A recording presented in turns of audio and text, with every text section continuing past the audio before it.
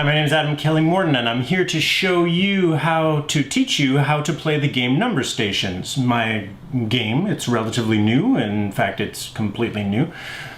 I'm hoping that you guys will enjoy it. It's a game about espionage, and it's about the strange radio frequencies that get sent out.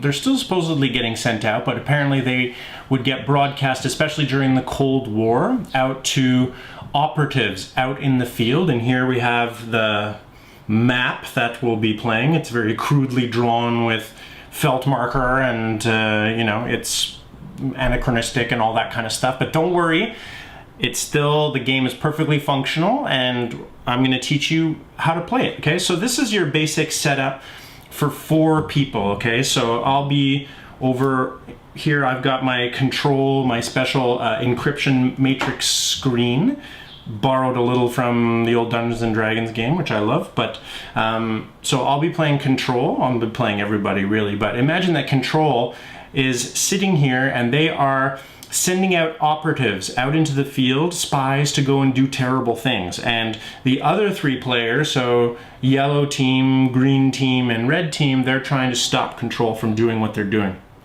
So here's how the game works.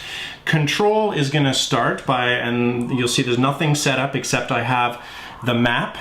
Up here you have the game clock, which is basically going to designate whose turn comes when. There's the operations table, which is where all of my nasty missions are going to be put down, placed. And then I've got my encryption matrix. Everyone's got a command center, which is where they can do their actions. And this is the special ops version of the game, which means that you have action dice. So if you want to do something, you bring your action die down to dispatch. Well, you roll it first, and then the action is dispatched, and then you can do it.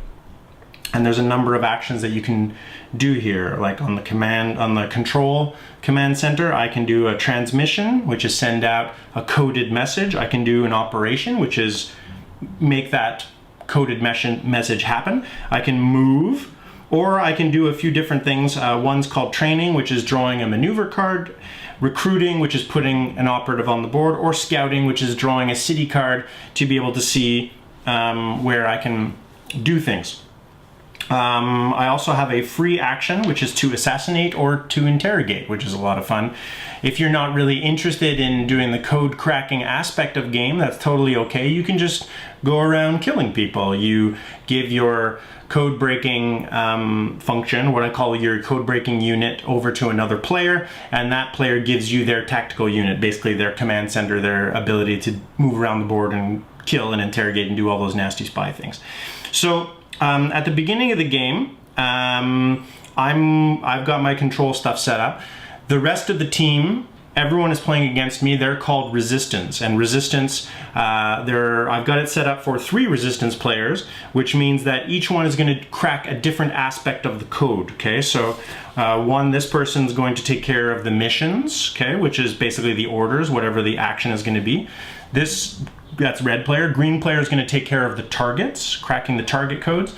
And yellow player is going to take care of the cities, where it's going to happen. So it's a bit like Clue.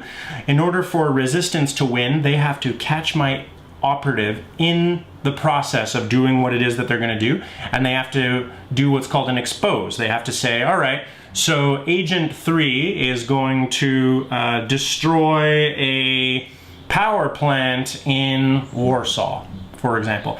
And if they're right, we flip the cards up on the operations table and Resistance wins. If they're wrong, they lose. If Control carries out 5 operations without getting caught, Control wins. So that's how the game works. So, the beginning of the setup, I've got all the dice, action dice for all the players ready to go. Everyone's got their separate encryption, their base codes. I've got my encryption matrix. I've got my stuff ready to go, so I'm going to start setting up the board, okay? And that'll be the next video. Let's go.